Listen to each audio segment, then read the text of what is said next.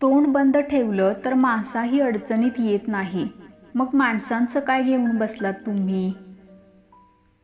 प्रत्येक क्षणाचा आनंद घेऊन जगा, कारण गेलेली वेळ परत येत नसते आणि येणारी वेळ कशी असेल हे सांगता येत नाही. आपल्याला चांगलं किंवा वाईट आयुष्य मिळालेलं नाही, ते फक्त आयुष्य आहे. चांगलं बनवायचं की वाईट ते आपल्या हातात आहे.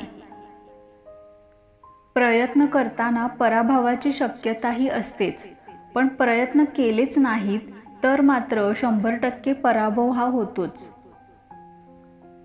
आवडीचं काम मन लावून करा. तुमची बुद्धी तुम्हाला पैसे मिळवून देणारा रस्ता आपोआप दाखवत जाईल. 4 लोक काय म्हणतील हा विचार त्या 4 लोकांनाच करू द्या. कोणी आपलं घर चालवायला येत नसतं. भरोसा ठेवायला शिका की आपल्याला आवश्यक असणारी प्रत्येक गोष्ट ही योग्य वेळ आल्यानंतर आपल्याला मिळतच असते. स्वभाव आणि विचार चांगले ठेवा, कारण डीपी आणि स्टेटस तर सगळेच चांगले ठेवतात. माणूस दोन्ही गोष्टींमध्ये लाचार आहे. दुःखापासून तो लांब पळू शकत नाही आणि सुख विकत घेऊ शकत नाही. चेहऱ्यावरून फक्त रंग कळतात. माणसं समजायला ती वाचावी लागतात. त्यांच्या सहवासात राहावं लागतं. चेहरा पाहून स्वभाव कधीही ठरवू नका. तुमचा संघर्ष फक्त तुम्हालाच करायचा आहे, कारण लोक फक्त अंतिम निकाल पाहतात, तुमचा संघर्ष नाही. लोकांना अंतिम निकाल चांगला दाखवण्यासाठी संघर्षाच्या तयारीला लागा. जीवनामध्ये संघर्ष या शब्दाला महत्त्व नाही, संघर्ष करणाऱ्याला महत्त्व असतं. आपल्या व्यवसायाला यशस्वी करण्यासाठी कोणतेही काम करण्याची तयारी ठेवा. जिथे तुम्हाला लाज वाटली तिथे तुम्ही संपलात म्हणून समजा. लोकांना चेष्टा करू द्या, ते त्यासाठीच आहेत. आपण आपल्या कामातून त्या चेष्टेला उत्तर द्यायचं असतं. जी व्यक्ती कधीही आपली नसते तिच्यावर हक्क दाखवू नका, आणि जी आपल्याला समजून घेऊ शकत नाही तिला आपले कधीही दुःख सांगू नका. तुमची डिग्री हा फक्त कागदाचा एक निव्वळ तुकडा आहे, कारण तुम्ही कसे वागता, तुम्ही कसे बोलता, तुमच्या भाषेमधून तुमचे शिक्षण दिसून येतं. लक्षात ठेवा, पैसे नसलेल्या माणसापेक्षा स्वप्न नसलेला माणूस हा जास्त गरीब असतो. अगदी शेवटच्या क्षणी म्हणजेच गळ्याशी आल्यावर काम करण्याची सवय ही अतिशय घातक असते. तुम्ही जर आधीच काम केलं तर त्या कामामध्ये आलेल्या संभाव्य अडचणी दूर करण्यासाठी तुम्हाला योग्य असा वेळ मिळतो. आपण का पडतो? परत जोमाने उठून उभे राहण्यासाठी. आपण अयशस्वी का होतो? त्यातून धडा घेऊन पुढे यशस्वी होण्यासाठी. आपल्या दोषांवरचे उपाय हे नेहमी आपल्याकडेच असतात. ते फक्त शोधण्याची तसदी घ्यावी लागते. कधीकधी उत्तर न देणे सुद्धा एक उत्तरच असतं, आणि बऱ्याचदा तेच जास्त प्रभावी असतं. आपलं आयुष्य कसं आहे याबद्दल तक्रार करण्यापेक्षा ते आहे याबद्दल कृतज्ञ राहायला हवं. उद्या कोणीतरी आपल्याला मदत करेल या आशेवर जर तुम्ही आज बसून राहिलात तर वर्तमानासोबत भविष्यही अवघड होऊन बसेल. तुमच्या निर्णयावर तुमची भीती नाही तर तुमचा विश्वास दिसला पाहिजे. एका रात्रीत मिळणाऱ्या यशासाठी खूप जास्त संघर्ष करावा लागलेला असतो. तुम्ही कोण आहात हे स्वतःजवळील क्षमतेने जगाला दाखवून द्या, तरच जग तुम्हाला ओळखेल. गगन भरारीचं वेळ रक्तातच असावं लागतं. जेव्हा आपण आपल्या मनाने एखादी गोष्ट ठरवतो तेव्हा आपलं संपूर्ण शरीर आपल्याला साथ देतं. आपला सर्वात मोठा मोटिवेटर दुसरा तिसरा कोणी नसून आपण स्वतःच असतो. आयुष्यामध्ये जर कधी कुठल्या गोष्टीचा गर्व झाला तर एक चक्कर स्मशानभूमीमध्ये जाऊन मारून या. मोठमोठे लोक राग झालेले दिसतील. समाजात बदल का घडत नाहीत? कारण गरिबांमध्ये हिंमत नसते, मध्यमवर्गीयांना फुरसत नसते आणि श्रीमंतांना गरज नसते, आणि म्हणूनच समाजामध्ये बदल होत नाहीत.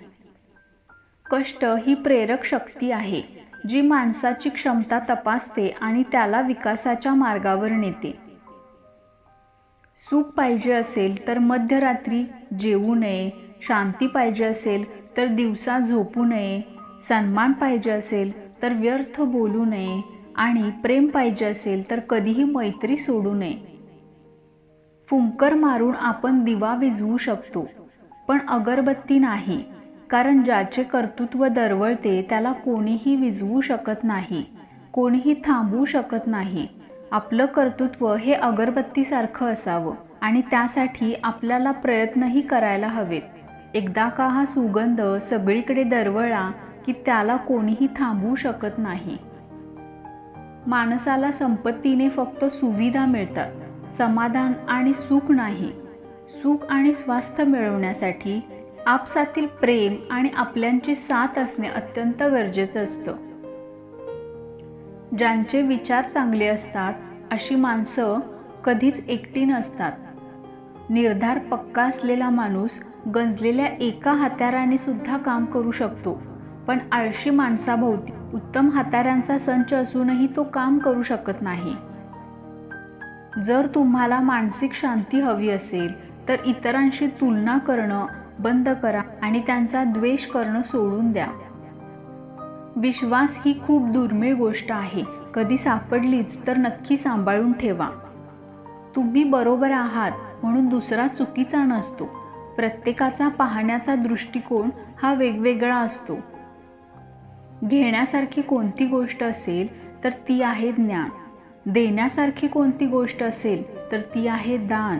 बोलण्यासारखी कोणती गोष्ट असेल तर ती आहे सत्य. करण्यासारखी कोणती गोष्ट असेल तर ती आहे दया. आणि सोडण्यासारखी कोणती गोष्ट असेल तर ती आहे अहंकार.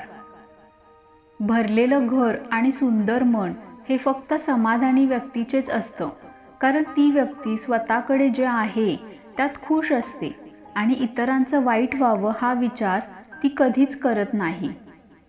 आपलं मन जसं सांगतं अगदी तसंच्या तसंच आपलं शरीर वागतं. कर्तव्याशी तडजोडीची बातचीत केली नाही की कोणत्याही कामाचा त्रास होत नाही. स्वभाव मनापर्यंत पोचला तरच आपुलकीचं नातं निर्माण होतं, नाहीतर ती फक्त ओळखच ठरते. कोणतेही यश अपयश हे आपण घेतलेल्या निर्णयावरच अवलंबून असतं. संगतीचा परिणाम कसा होतो ते पाहूयात. जर तुम्ही 5 हुशार लोकांच्या संगतीत राहाल तर 6वे हुशार तुम्ही असाल. जर तुम्ही 5 यशस्वी लोकांच्या संगतीमध्ये राहाल तर 6वे यशस्वी व्यक्ती तुम्ही असाल. जर तुम्ही 5 करोडपती लोकांच्या संगतीमध्ये राहाल तर 6वे करोडपती तुम्ही असाल. जर तुम्ही 5 टवाळ लोकांच्या संगतीमध्ये राहाल तर 6वे टवाळखोर तुम्ही असाल. असं म्हणतात ना की आपला जास्तीत जास्त वेळ ज्या लोकांच्या संगतीमध्ये जातो आपल्या सवयीसुद्धा त्यांच्यासारख्याच बनतात. आता तुम्ही ठरवा कोणाच्या संगतीत राहायचं आहे ते. वाट बघत बसणं सोडून द्या. विचार करा, जे काम करायला 10 वर्ष लागणार आहेत तेच काम मी 6 महिन्यात पूर्ण कसं करू शकतो. एकतर तुम्ही यशस्वी व्हाल किंवा होणार नाही, पण ती गोष्ट करायला 10 वर्षच लागतात असं समजणाऱ्या लोकांपेक्षा तुम्ही कितीतरी पटीने पुढे असाल. एके दिवशी तुम्ही त्या ठिकाणी पोहोचालच जिथे असावे असे तुम्हाला नेहमी वाटत होते. वेळ लागतो. 6 पॅक्स ॲप बनवायला वेळ लागतो. बिझनेस उभा करायला वेळ लागतो. यूट्यूब चॅनल ग्रो व्हायला वेळ लागतो. नवीन कौशल्य शिकायला सुद्धा वेळ लागतो. वाढलेलं वजन कमी करायला किंवा कमी असलेलं वजन वाढवायला सुद्धा वेळ लागतो. यश मिळणं ही हळूवार चालणारी प्रक्रिया असते. अर्ध्यातून प्रयत्न सोडून तिचा वेग वाढणार नाही. त्यामुळे संयम ठेवा, तुम्ही नक्कीच यशस्वी व्हाल. भूतकाळ आणि भविष्यकाळ तसाच असतो वाऱ्यासारखा. वारा निर्माण झाला की तिथं कधीच पुढच्या क्षणी थांबत नाही. माणसंच भूतकाळाच्या पारंब्या सोडत नाही. यशस्वी होण्यासाठी हे गुण तुमच्याकडे असलेच पाहिजेत.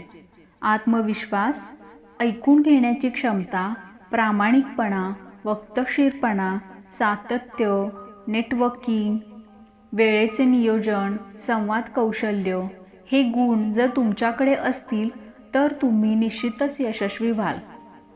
संपत्तीकडे बघण्याचा लोकांचा दृष्टिकोन कसा असतो ते पहा. माझ्याकडे नवीन किंवा महागड्या गाड्या आहेत, माझ्याकडे ब्रँडेड कपडे आहेत, सतत बाहेर खाणं असतं, फिरणं असतं, नवनवीन फोन वापरणं असतं, तर मी खूप श्रीमंत आहे असं लोकांना वाटतं किंवा ते लोकांना तसं भासवलं जातं. पण खरी संपत्ती काय आहे? स्वतःचं आयुष्य स्वतःच्या मर्जीनुसार जगता येणं, आर्थिक साक्षर असणं, गुंतवणूक करणं आणि मालमत्ता निर्माण करणं. नकारात्मक लोक हे कचऱ्याच्या गाडीसारखे असतात. ते त्यांच्या डोक्यातील नकारात्मक कचरा हा नेहमी दुसऱ्यांच्या डोक्यामध्ये टाकत असतात. त्यामुळे अशा लोकांपासून नेहमी दूर राहिलेलंच चांगलं असतं. इतरांवर टीका किंवा इतरांच्या आयुष्यात डोकावून पाहणाऱ्या लोकांच्या स्वतःच्या आयुष्यात काहीच चांगलं होत नसतं. त्यामुळे ते अशा गोष्टीत वेळ घालवतात.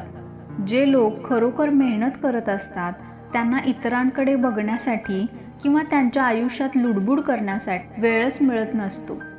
लोकांना कधी हे दिसत नाही, दिवसाचे 16-18 तास केलेलं काम, कमवलेला एकही रुपया स्वतःसाठी खर्च केला नाही, किती वेळा नकार ऐकावा लागला, कित्येक रात्री अर्धवट झोप झाली, निर्णय चुकून गुंतवलेले पैसे बुडाले, पार्टनरकडून मिळालेला धोका, कुटुंबाचा, नातेवाईकांचा दबाव आलेला आहे.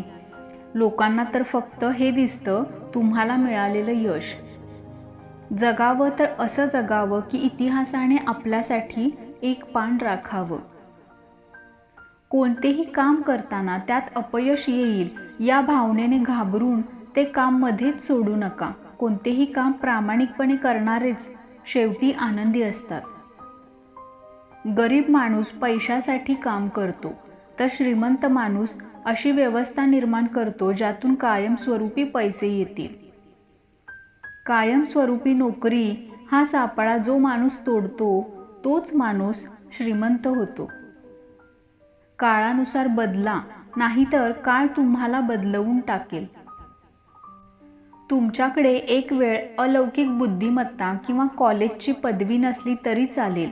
तुमच्याकडे ध्येय आणि निश्चित आराखडा असणे गरजेचंच आहे. यशस्वी माणसं पुढील 3 पिढ्यांचा विचार करत असतात आणि अयशस्वी माणसं संध्याकाळी मजा कशी मारता येईल याचा विचार करत असतात.